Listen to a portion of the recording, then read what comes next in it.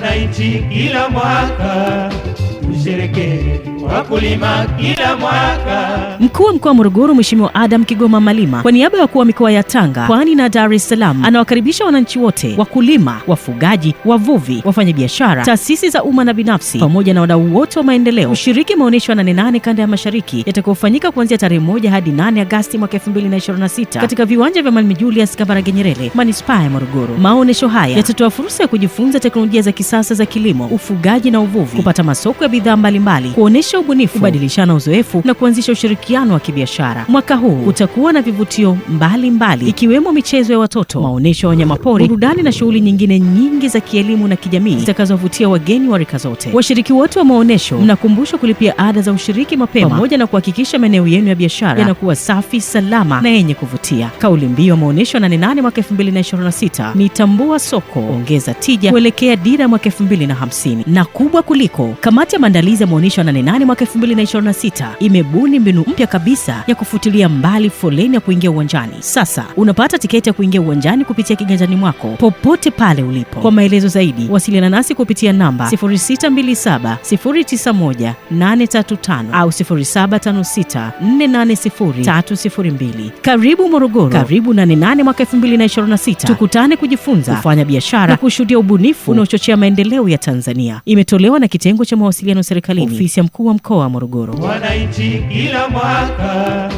tusherehekee wakulima kila mwaka tusherehekee sikukuu ya wakulima.